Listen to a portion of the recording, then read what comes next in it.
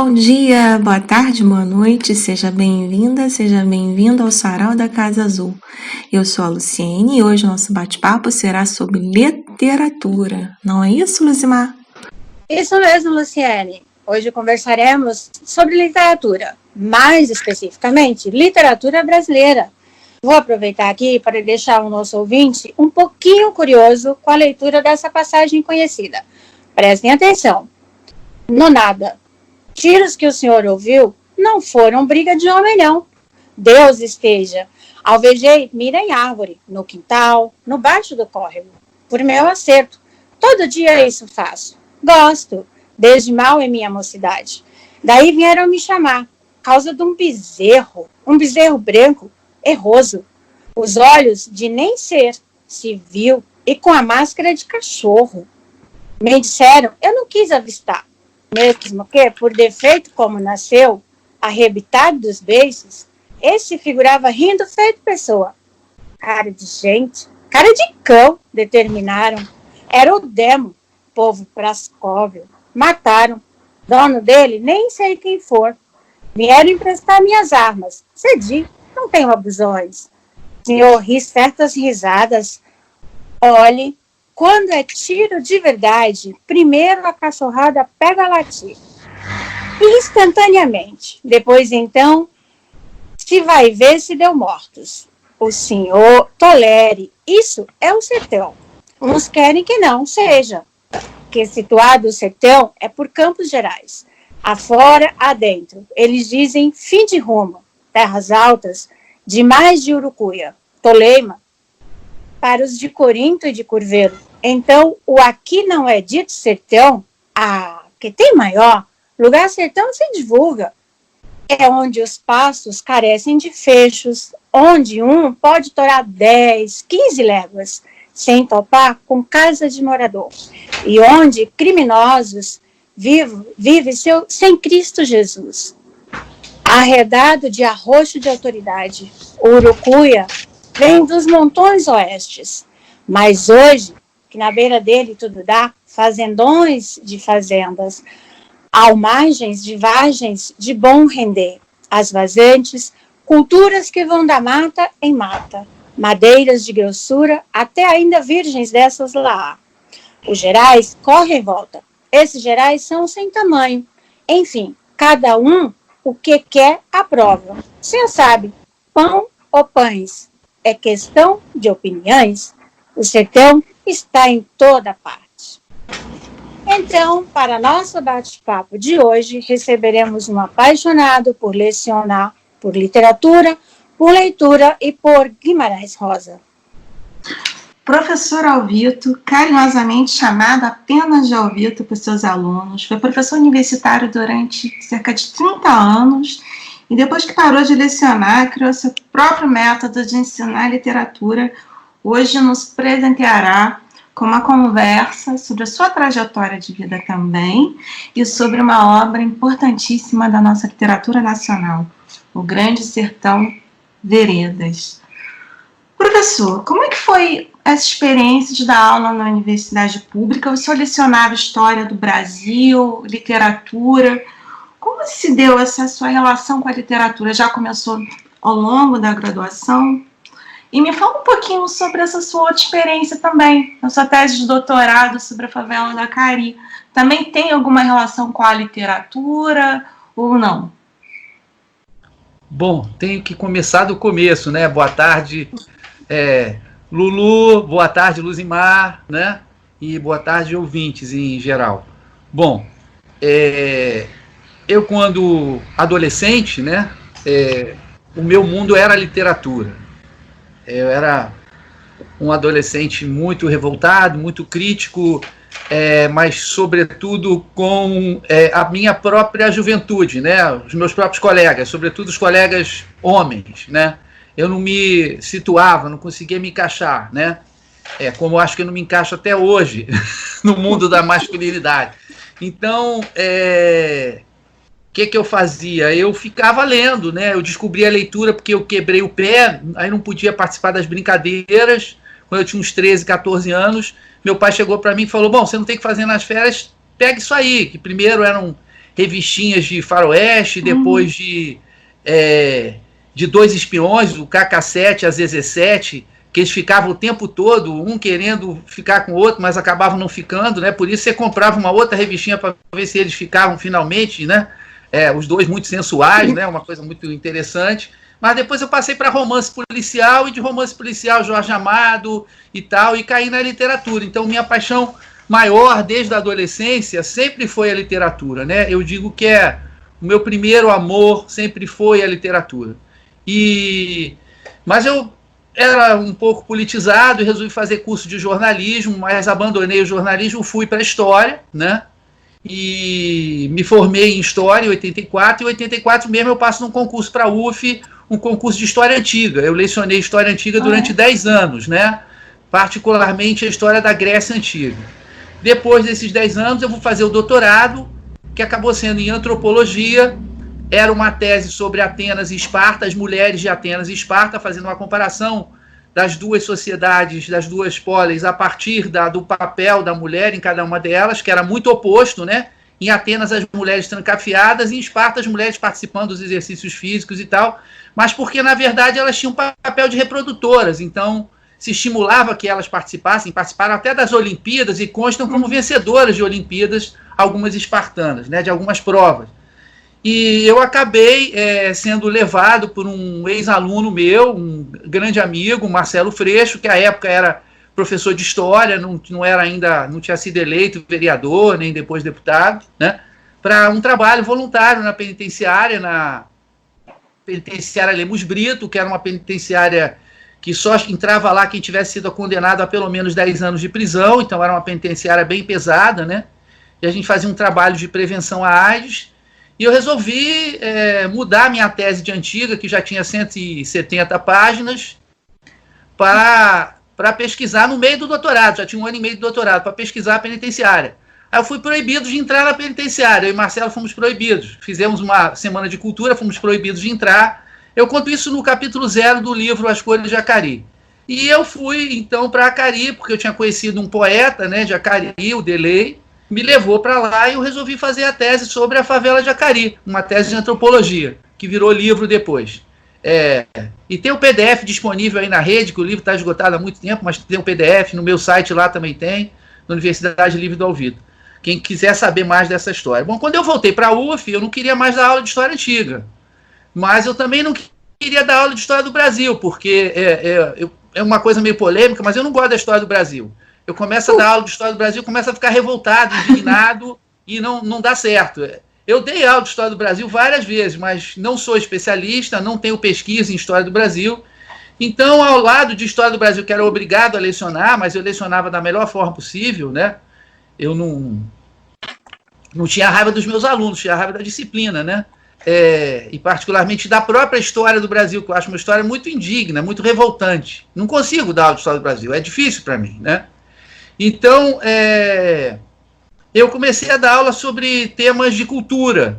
Aí eu dei aula sobre história e literatura, história oral, e fui me reaproximando daquele grande amor, que é a literatura. Dei um curso sobre Machado de Assis, dei curso sobre história do Rio de Janeiro a partir da literatura, onde aparecia o João do Rio, por exemplo, também, né? Aparecia o Manuel Antônio de Almeida, aparecia de novo o Machado, né? Só que eu ainda não tinha dado um curso sobre o Grande Sertão Veredas. Já tinha dado um curso para Hora e Vez de Augusto Matraga, mas não tinha dado um curso, quer dizer, que entrava num dos cursos, mas não tinha dado um curso sobre Grande Sertão Veredas. Então, no 32º ano que eu estava lecionando lá na UF, no meu último semestre, né, eu ia dar 2 cursos de História do Brasil, que para mim era a verdadeira punição. Até que era um castigo divino. Mas eu pedi muito aos meus deuses, e eles me acatam, né, quando aceitam meus pedidos, quando são coisas boas. Eu ia dar aula na terça-feira, na quinta anterior, o coordenador me ligou, falou: olha só, Vitor, teve um problema. Falei: problema? Com o seu curso de História do Brasil para Serviço Social. Eles estão lá enrolados com o negócio de currículo e cancelaram esse curso. Eu queria saber se você gostaria de dar esse curso, de dar algum outro curso, né? Se você tem algum outro curso, falei, daqui a 10 minutos eu te mando o programa do outro curso, que foi um curso chamado Ler Grande Sertão Veredas, né? Que não tinha nenhuma pretensão, era a leitura do Grande Sertão Veredas, claro. A gente ia ler os autores que comentaram o Grande Sertão. Então, a última aula que eu dei na UV foi sobre Grande Sertão Veredas. E eu saí dali, né? Na verdade, a minha história com o Grande Sertão é uma história que não é tão simples. Eu tentei ler o Grande Sertão 3 vezes antes de conseguir. E eu não conseguia. Hoje eu sei por quê. Porque a parte inicial do Grande Sertão Veredas, dependendo da edição, são 80 até 120 páginas. Essa parte inicial eu chamo de pântano narrativo, em que o Guimarães faz tudo para não contar a história. Ele não conta a história. Ele embaralha a história toda porque, na verdade, ele apresenta os grandes temas do livro. O Guimarães ele diz o seguinte: eu não quero que o meu leitor seja cavalo, que ele vem, pasta, come e sai galopando e vai embora, correndo atrás da história. Eu quero que o meu leitor seja ruminante. Ele fica ali parado, comendo aquela graminha e mastigando. Isso que a literatura do Guimarães Rosa é uma literatura de reflexão. Então ela demanda tempo do leitor, ela demanda, né, que esse leitor se debruce realmente sobre a temática, não somente sobre a história. A história é sensacional, mas ele quer que você se debruce sobre a temática, que você preste atenção. Nesse primeiro parágrafo, por exemplo, que a Luzimar leu muito bem, né, a gente tem várias temáticas, né? Começa na palavra inicial, nonada. Nonada, muita gente pensa e dá como exemplo de uma palavra inventada pelo Guimarães. Não é verdade. Nonada é uma palavra que está no dicionário há muito tempo, significa coisa de menos importância. Mas, ao mesmo tempo, nonada é no nada.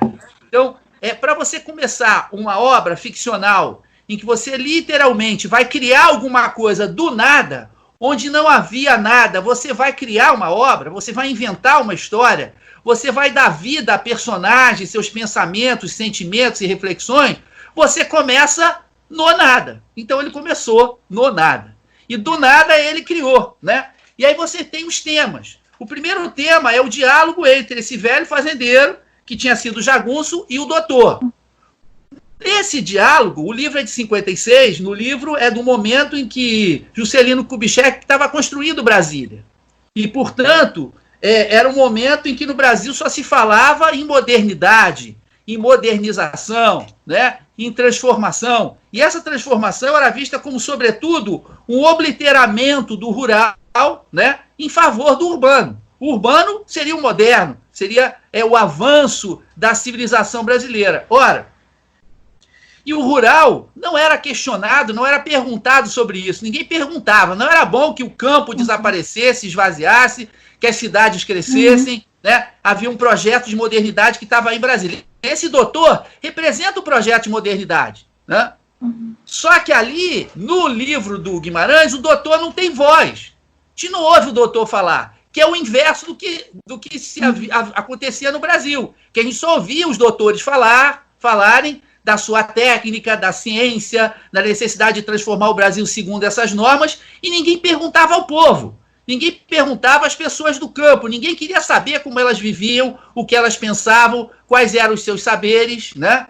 E a gente sabe que essa tecnocracia iria destruir, como destruiu, muita natureza, muitos modos de vida, etc.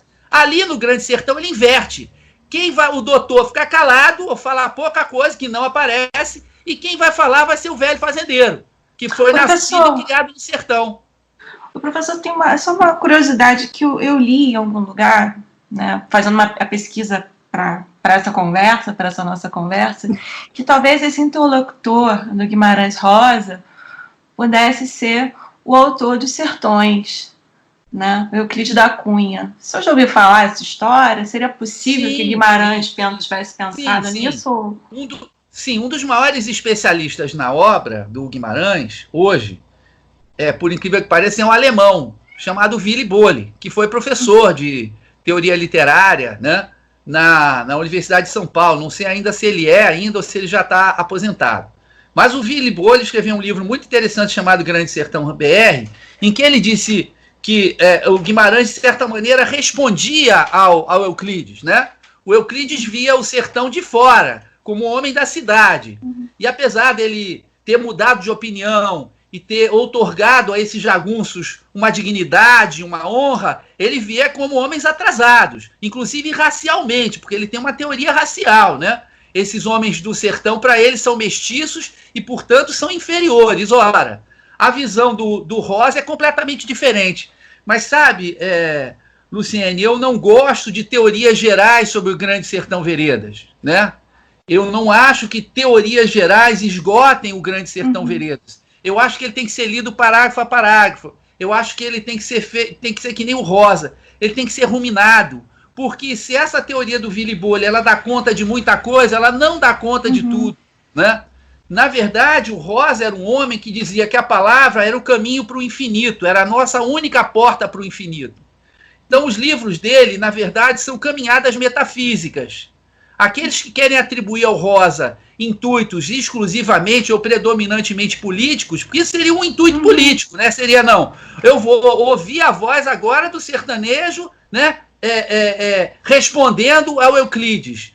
Responde, sim, mas a obra é muito mais do que isso, porque ela é também, e isso aí a teoria do Willy Bolha não explicaria, ela é uma grande obra de amor, por exemplo, né? Na verdade é um romance. Na verdade, a espinha dorsal do livro é o amor de Robaldo de Adorim. Isso não encaixaria em nenhuma resposta para o Euclides, por exemplo. Então, não estou dizendo que a teoria dele é errada, só estou dizendo que teoria vem de Telma, que significa uma maneira de olhar. Eu não gostaria de olhar para o Grande Sertão Veredas dessa maneira. Eu acho que isso está presente na obra, mas não é somente isso. Para a gente ver nesse primeiro parágrafo que a Luciene colocou. Então a gente tem a questão do doutor e do jagunço, e do sertanejo. O sertanejo é que fala. E o doutor está errado, porque o doutor não conhece. Não, o que o senhor ouviu não foi isso que o senhor pensou que era. Porque quando é tiro para matar uma pessoa, aí outro tema aparece, é o tema da violência. Mais um tema, o tema do diabo, né? Daquele animal que parece com o diabo. Outro tema, o que é o sertão? Fisicamente, né? Onde você pode andar e não encontrar um morador. Então, essa dispersão demográfica do sertão. Mas, por outro lado, o sertão também é um lugar isolado do ponto de vista político. É onde, né, o bandido vai fugir, vai encontrar o abrigo de um coronel, né? E, por fim, e aí é que está a genialidade do Guimarães, e por isso que é um texto que não se deixa pegar por nenhuma teoria, né? Eu, por exemplo, não tenho nenhuma teoria sobre o Grande Sertão Veredas. Eu simplesmente leio sem teoria nenhuma. Eu não quero que nenhuma visão geral se imponha sobre essa leitura. No final, ele diz assim, enfim, cada um que quer aprova. O senhor sabe, pão ou pães é questão de opiniões, né? Aí ele afirma um relativismo, que aqui é o relativismo, depende de cada um. O que é o sertão depende de cada um. Para as pessoas, né, de Corinto e do Curvelo, isso aqui é o sertão. Para outros, o sertão é só mais ao norte, ou seja, depende da posição de cada um. Olha quantas questões filosóficas estão colocadas aqui, né? Depois ele vira e diz, o sertão está em toda parte. Ora, o sertão está em toda parte, ele sai daquela referência física, sociológica, política do sertão, e ele salta, no final do primeiro parágrafo, para uma referência metafísica. Ele está dizendo, leitor, o sertão que vai aparecer aqui é o sertão de verdade, é o sertão tal qual existe em Minas, Bahia e Goiás, mas é um outro sertão. É o sertão metafísico, que ele vai explicar na página 100. Ele vai dizer para o doutor, na página 100 da edição que eu tenho aqui, da Nova Fronteira, ele vai dizer, olha só, o sertão é uma coisa que ninguém sabe o que é, tá? Só algumas pessoas é que conhecem umas veredas, mesmo assim, só umas veredazinhas e poucas pessoas conhecem. Ora, que sertão é esse? O sertão dele é a condição existencial do homem. É esse vazio de sentido em que a gente vive, né? E aí nós podemos chegar apenas a algumas veredas. Por isso o título do livro. Nunca ninguém leu o título do livro dele da maneira certa, entendeu? Não é Grande Sertão Veredas. É Grande Sertão Breque. Que nem no samba, breque, veredas. Ou seja, existe um grande sertão do vazio existencial. E existem, nesse grande sertão, algumas veredas. Em Minas, vereda não é o caminho.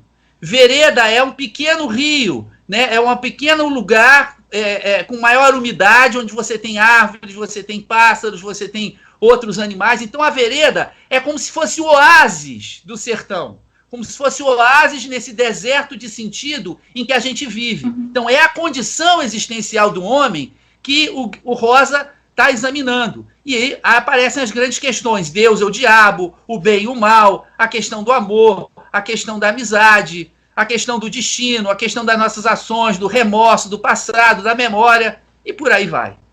Professor, então, falando desse sertão dessa maneira tão ampla, eu me leva a uma frase dele, que você, em um dos seus vídeos, explicando nas suas aulas sobre o Guimarães, aliás, uma dica para quem quiser saber um pouco mais sobre o Guimarães Rosa, o professor Alvito tem 35 vídeos com aulas e dicas, inclusive nos seus vídeos você leva as pessoas a conhecerem o museu dele. E num desses seus vídeos você fala uma frase do Guimarães que é: bom escritor é arquiteto da alma. Então, quando ele está desenhando a alma, ele também está falando sobre esses sertões. Seria isso? Exatamente. Essa questão de ser arquiteto da alma, ele dizia que a relação que ele mantinha com a língua era uma relação íntima, e que ele e a língua procriavam sem parar, embora não fosse uma relação consagrada por nenhuma religião. Mas ele diz também que a língua para ele é um elemento sagrado, né? Ele acreditava, inclusive, que a gente deveria buscar o valor das palavras, digamos assim, escavando a partir do sentido que elas têm hoje para o sentido que elas tinham originalmente. O Rosa era um sujeito muito místico. Na biblioteca dele, né, você tinha livros sobre a Cabala, você tinha livros sobre a literatura védica, né, a literatura religiosa mais antiga do mundo. Você tinha, na verdade, ele também era tomado pelo catolicismo. Inicialmente, boa parte da educação dele se deveu a um frade holandês que ensinou alemão, ensinou francês para ele. Então, desde cedo, o pai dele ficava furioso porque ele fazia como se fosse padre, né, e colocava os irmãos, as irmãs e rezava a missa. E o pai dele era uma figura fantástica, que era caçador, era vereador, era dono de uma venda, e ele ficava furioso. Ele não queria que o filho fosse padre, ele é o primogênito, queria que fosse caçador também, jogador de futebol, né, vereador, político, um homem importante. Mas depois eles começaram a perceber que o Rosa era uma pessoa muito especial. Ele vivia dentro da imaginação dele, ele reclamava que atrapalhavam ele, mas ele sempre teve, né, a avó dele era muito religiosa. A gente lá no museu, a gente vê uma reconstituição do que seria o quarto da avó dele. Então ele ouvia as histórias da avó, ouvia as histórias da mãe, né, as histórias religiosas, por um lado, e por outro lado ele encostava no balcão da venda do pai e via aquele pessoal chegando, que vinha trazendo gado, que ia ser embarcado ali no trem, na estação de Cordesburgo, né? Então o Rosa teve essa dupla. Por um lado eram as lendas, as histórias, ele leu muita coisa de cavaleiros, e por outro lado era essa religiosidade, que esse contato com os frades, com a mãe dele, com a avó dele, traziam, né? Então ele acabou virando uma espécie de padre laico. Para ele, a religião dele era a literatura, e o meio dele alcançar Deus, o meio dele alcançar, digamos assim, os píncaros, né, da religião e do sagrado, eram através da literatura. Quando você lê O Grande Sertão Veredas, você percebe isso muito claramente. Como ali ele persegue incessantemente a questão da existência do bem e do mal, a questão da existência de Deus e do diabo. Você lê uma obra do Rosa, equivale, de certa maneira, a uma experiência metafísica. Por isso que o romancista é um arquiteto da alma, porque ele vai ajudar a formar a alma daquele que está lendo. Se você lê, por exemplo, A Terceira Margem do Rio, você vai sair dali um pouco místico, né? Você vai ter uma experiência mística. Isso é muito claro. Você lê aquele conto ali de 7 páginas e como se você tivesse passado por uma iniciação, né? Numa experiência mística. Então ele acreditava no valor sagrado das palavras, no valor metafísico das palavras. Ele dizia que as palavras têm um valor histórico, um valor cultural e tal, mas elas têm um valor metafísico. E aí a gente lembra, né, que na Bíblia, a Bíblia começa dizendo que no início era o verbo. Os egípcios também acreditavam no valor das palavras. Em muitos povos, o que é a oração, se não uma crença que a gente tem em diversas religiões, né? A gente pegar as religiões de matriz africana, a palavra também é importantíssima. Então essa ligação da palavra, que para nós de ciências sociais e tal, muitas vezes só tem a ver com a argumentação, com a racionalidade, né? Mas a palavra tem um lado místico, tem um lado sagrado muito forte, no qual Rosa acreditava. Então, ele construía almas através da palavra. Ele acreditava nisso, nessa possibilidade. Fiquei sem palavras, assim. Então, foi tão bom ouvir você falar sobre Guimarães Rosa que eu já estou, assim, querendo fazer o próximo curso seu sobre Guimarães Rosa. Eu estou tentando dar um curso sobre Guimarães Rosa desde outubro do ano passado, né? Mas veio e eu não consegui. Aí veio dezembro, janeiro, fevereiro, não dá. Em março eu ia tentar, eu não consegui. Aí veio a pandemia, mas tudo bem. Você já tem duas alunas aqui, com certeza. Sou sertanejo também. Vou esperar. Que bom saber. A impressão assim, que eu tenho na sua fala, né, é que ele trata dos grandes temas humanos, né, que são da literatura universal, né? Quando você fala dele, né, dessa forma, e a obra dele é tão atemporal e é tão universal, que são temas que a gente poderia encontrar em outras obras clássicas, não? Porque eu estou me lembrando agora do Antônio Cândido, que ele fala algo semelhante a isso, ou não? Não, sem dúvida. Nenhuma obra de arte, e aí não é só na literatura, nenhuma obra de arte em qualquer área, né? Ela vai ser uma grande obra de arte se ela não tratar dessas grandes questões universais, né? E eu vejo a literatura, e aí você citou muito bem o Antônio Cândido, porque ele tem um texto magnífico chamado Direito à Literatura. Se a gente fala de direitos humanos, mas esquece do direito à literatura, né?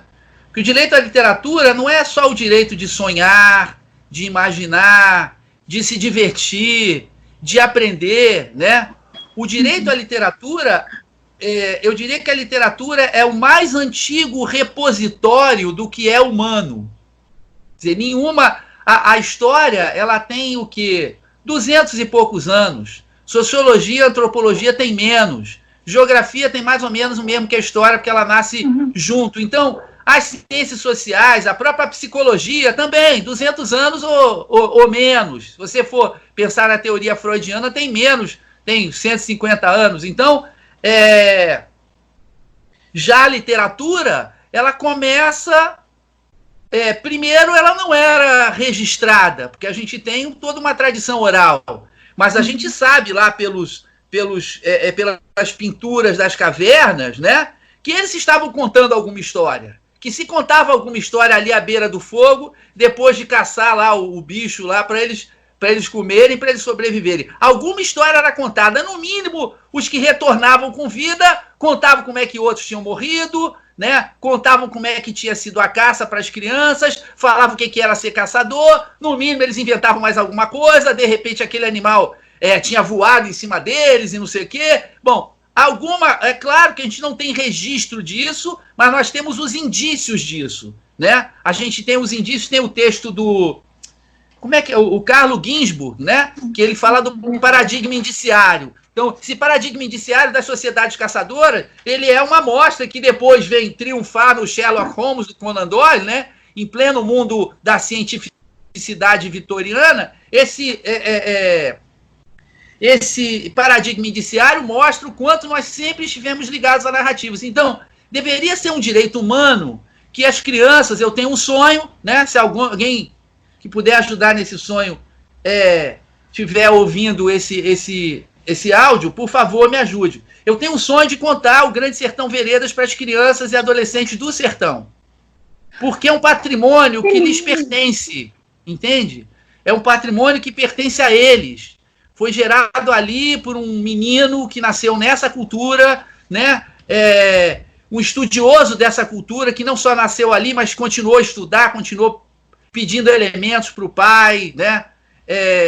Então, eu acho que todos deveriam ter acesso à literatura como o maior tesouro que a humanidade já acumulou até hoje, que são as histórias acerca dela mesma. Histórias criadas, histórias inventadas, mas que só são verossímeis porque elas dizem respeito ao que é humano, tá?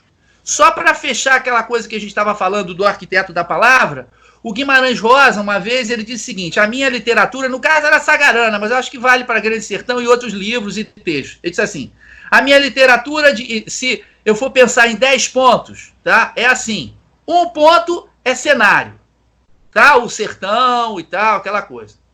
2 pontos é o enredo, a trama, né? O que a gente chama de história. 3 pontos é poesia, porque o texto dele é altamente poético. E 4 pontos é o valor metafísico religioso. Quer dizer, o maior valor para ele de um texto dele era valor mítico, né, metafísico religioso. Só para a gente ter ideia. Então, eu acho que a literatura é um direito humano, sabe? Esse é um texto do Antônio Cândido que eu gosto muito. A literatura tinha que ser incluída. Direitos humanos, acesso à literatura, acesso às histórias. Para ouvir as histórias dos outros, aprender com as histórias, se emocionar, porque o que a gente mais precisa, né, eu creio, para o mundo mudar, é compaixão. Mas não a compaixão melosa, a compaixão no seu sentido literal, né? O compatos, ou seja, você partilhar o destino do outro, né? A história, a trajetória, os sofrimentos do outro. E você só consegue fazer isso através da imaginação. E não é a matemática que desenvolve a tua imaginação. Não é a química que desenvolve a tua imaginação. Não é a biologia. Nem é a história. Não é tanto. Depende de como ela é ensinada. Quem desenvolve a tua imaginação é a literatura. Quem desenvolve a tua capacidade de pensar o que o outro pensou, sentir o que o outro pensou, porque se você não fizer isso, você não lê o texto. Você tem que ter essa capacidade de se transformar, né? Então, de repente, você vai ser o Riobaldo, mas de repente você vai ser o Hermógenes também, né? Essa compaixão, ela é transformadora, ela é revolucionária. Eu sei, eu sou um alucinado, mas eu acho que a literatura transforma o mundo dessa forma, transformando as pessoas para poder entender melhor as outras pessoas, tá? Eu sei que a gente nem mesmo se entende totalmente, mas se entende um pouquinho. Mas entender os outros é muito importante. Então, professor, é por isso que você criou a Universidade Livre do Alvito? Para compartilhar com as pessoas essa sua capacidade de dar as suas aulas de forma tão apaixonada? A gente, bom, eu e Luciene, nós somos já alunas do professor Alvito, no curso de conto, que toda quarta-feira faz com que nós nos teletransportemos para uma sala física quando estamos todas nas nossas casas, e todas nas nossas casas nós nos encontramos toda quarta-feira. Você pode falar um pouco sobre a Universidade Livre do Alvito e o que mais você faz, além dos contos que a gente estuda na quarta-feira, o que mais você leciona e como está sendo essa experiência de lecionar à distância? Posso fazer uma pergunta também? Como que você seleciona os contos? Né? Qual é o critério para a escolha dos contos de cada semana? É uma curiosidade, né? Matando a fala da Luzimar. Vai ser muito divertido responder isso. Bom, Luzimar, respondendo primeiro a você, quando eu não me aposentei da universidade, eu me alforriei, tá? Eu comecei a perceber na universidade um espaço prisional, né? Prisão de pessoas e de ideias. Com uma máquina de produção de teses, artigos, eu não concordo com essa quantificação, com esse processo de quantificação, né? E bolsas de produtividade, não sei o quê. Eu, sinceramente, achei que tinha chegado a minha hora. Gostava muito da sala de aula, gostava muito dos meus alunos. Até o último dia de aula, eu dei aula com muito prazer, com muita alegria, né? Mas eu estava louco para sair da universidade, por isso eu não falo que eu me aposentei, eu falo me alforriei, tá? Só que eu sou um menino de 12 anos, né? Eu gosto de me divertir.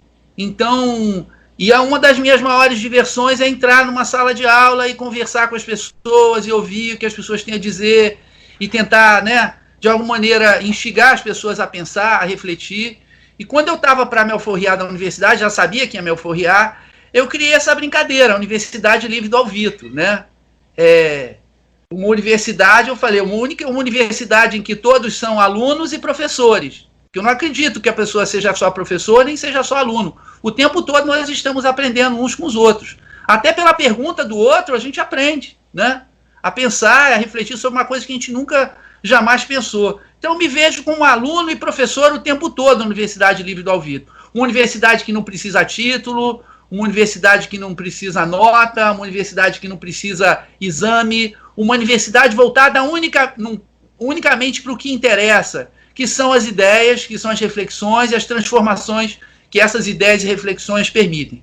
Bom, mas eu pensei, como é que eu vou fazer? Bom, vou fazer alguns vídeos, colocar vídeos aqui, colocar textos, colocar trechos de autores, tudo isso tem na universidade, no site lá da ULA, né? Universidade Livre do Alvito, e o livre era uma provocação, né? Para a universidade hoje, tão presa, tão amarrada nas suas burocracias, tão amarrada na sua lógica produtivista. A minha universidade, eu não preciso produzir nada, eu vou fazendo do jeito que eu quero, do jeito que eu gosto, do jeito que dá, do jeito que acontece, né? Então, dei vários cursos sobre o Guimarães, eu nem tinha contado quantos vídeos sobre o Guimarães eu tinha colocado lá, né? Eu vou procurar esquecer rapidamente essa cifra, porque, para mim, nunca o que interessa é o número, né? Interessa se está servindo para alguém, né? Se alguém disser para mim, poxa, eu li o Grande Sertão Veredas porque eu vi o seu vídeo, para mim é uma coisa maravilhosa. A maior crítica que já disseram sobre um livro meu foi quando um menino de 16 anos escreveu para mim e falou assim, olha, eu li o seu livro Histórias do Samba, foi o primeiro livro que eu li. Ainda bem que eu tenho um coração forte, que eu quase, né? E é um livro só de pequenas histórias, é um livro muito fácil para ler e por isso talvez que ele tenha lido, mas não interessa, foi o primeiro livro que ele leu. E ele me transmitiu essa emoção, eu fiquei alucinado com aquilo. Então a ULA tem um lado de publicação na internet, tem o site, e tem a página também no Facebook, eu coloco no Facebook, e tem os cursos, né, que agora eu estou dando pelo Zoom, e que estou achando mais barato. Ontem a gente tinha um conto que falava de praia, eu coloquei um cenário de praia, tirei onda, disse que eu estava no Havaí, né? Então são cursos que, na verdade, de debate literário, que eu penso da seguinte forma, eu trago um livro ou um conto e as turmas têm que trazer uma palavra-chave, tem que trazer uma frase, às vezes, quando é um livro com capítulos pequenos, tem que escolher um capítulo, e as pessoas começam a comentar, né? Então, quando elas comentam, depois que elas comentam, eu também faço meu comentário, a gente abre para outras pessoas comentarem, é quase que uma grande roda. E o incrível, assim, é que você, numa aula dessa, você acaba trabalhando todos os conteúdos que você teria trabalhado se você tivesse pensado uma aula toda amarradinha, né? Em que o professor fala. Só que o Zoom, ele tem um aspecto revolucionário, que é o seguinte, as pessoas não conseguem ficar muito tempo no Zoom. Se for uma pessoa só falando, ele cansa demais. Queira ou não, por mais que a gente tenha laicizado isso, a presença humana, ela ainda é sagrada. Uma outra pessoa diante de você, ela ainda é um magnetismo. Ainda é uma coisa que de alguma forma te atrai. É alguma coisa que de alguma forma te altera. E o Zoom tira isso, né? Então você tem que confiar somente praticamente nas palavras e no olhar das pessoas que você está percebendo ali, que não é o mesmo olhar se tivesse presente. Nisso eu então pensei uma estratégia da palavra girar o máximo possível. Ao contrário dessa entrevista que eu estou falando pra caramba, né? Então não pense que a minha aula é assim, na verdade é uma aula mais de troca. Agora, bom, quem quiser se inscrever é só mandar um e-mail lá para marcosalvito@gmail.com. Os cursos são, deixa eu ver se eu lembro, na segunda-feira a gente tem um grupo que está trabalhando com África, Brasil e Portugal. A ideia é ler romances, né? Ou novelas que façam esse triângulo entre Brasil, Portugal e África, porque eu acho que o Brasil foi formado muito nisso aí. Terça-feira a gente tem um grupo mais livre que lê romances e novelas em geral, né? E a gente já leu ali A Hora e Vez de Augusto Matraga, já lemos a Teoria Geral do Esquecimento do Água Lusa, né? A gente está lendo agora um livro do Alberto Mussa, que é O Senhor do Lado Esquerdo, um livro maravilhoso. A gente tem a quarta-feira, que é o Clube do Conto, que é onde vocês estão. E a gente tem a quinta-feira, que é hoje é que a gente está gravando isso, que é o Grupo América Latina Oriente, que hoje a gente vai ler um conto de uma autora chinesa, chamada Yun Li. Eu procuro variar ao máximo em termos de temática, de autor, porque eu acho que isso obriga o pessoal que frequenta a pensar de uma maneira diferente, né? A cada semana eles não sabem qual é a linguagem que eu vou escolher. Então, respondendo a Luciene, eu já dei o Clube do Conto, já fiz outros clubes do conto, né? Mas a escolha é assim, eu leio livros de contos, né? E aí eu assinalo com... Quem escolhe na verdade, essa canetinha amarela aqui é minha consultora literária. Eu pego os livros de contos e assinalo no sumário os contos que eu mais gostei, que eu acho que poderiam ser debatidos, tá? E eu conheço os grupos, né? Eu acho que o professor tem que sintonizar uma turma que nem você sintoniza um rádio. Isso aqui é muito antes, isso aqui é muito depois, isso aqui ainda tem uma estáticazinha, e tem esse ponto aqui que a turma como um todo vai se beneficiar. Então eu uso, aí você vai bater em mim, mas eu uso a intuição, tá certo? Não uso teoria absolutamente nenhuma, uso a intuição. E nem preparo assim, se perguntar daqui a 2 aulas qual vai ser o conto, eu não sei. Depende da reação de vocês ao próximo conto, ou aos próximos contos, porque na aula que vem, ao invés de 1, são 2. Então, eu acho que o segredo da aula e da vida é você ir a vida como um rio, como uma mudança, como uma transformação. Então, você tem que transformar sempre, tem que pensar uma coisa nova sempre, né? Tem que ser sempre um novo desafio para mim e para vocês, para que seja interessante. A gente podia ficar, não, vamos ler só os contos da Clarice Lispector ou dessa temática. Seria bacana, mas não seria tão bacana quanto a gente mudar. Eu estou lendo uma autora que dá temática feminina. Daqui a pouco eu levo um jovem que fala da violência da favela carioca. Bom, daqui a pouco eu vou falar do Miyakoto, que é a próxima semana. Isso eu posso anunciar porque eu já mandei para vocês. É totalmente diferente. O que vai vir depois do Miyakoto? Eu não sei. Eu tenho uma porção, eu tenho um repertório. Então é que nem um músico ou um maestro que tem um repertório e aí olha para a sua orquestra, que são vocês, né? A Luzimar, a Lulu e as outras alunas, e diz assim, bom, o que eu acho que elas vão gostar de tocar agora? Vamos experimentar isso. Pronto, é assim que eu escolho. É fácil, né? Parece. Professor, a gente tem uma última pergunta, né? Para também não cansar você, tomar muito do seu tempo, né, da sua tarde. É uma pergunta, assim, geral. Depois de tudo que você falou, para a gente é apaixonante, tem sido apaixonante esse contato, né, ao longo dessa pandemia com a literatura. Eu tenho aprendido muito com você me incentivou também a começar a escrever as minhas crônicas, já falei disso antes, né, reforço.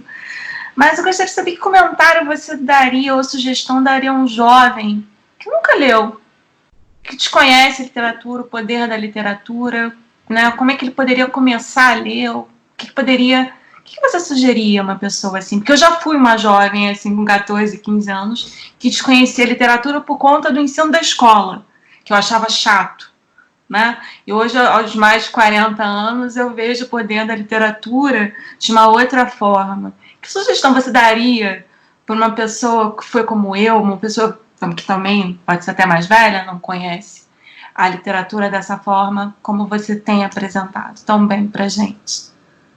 Olha, eu tenho um amigo do tempo de escola chamado Marco Antônio Cavalcante, que é arquiteto, mas hoje em dia também é artista plástico.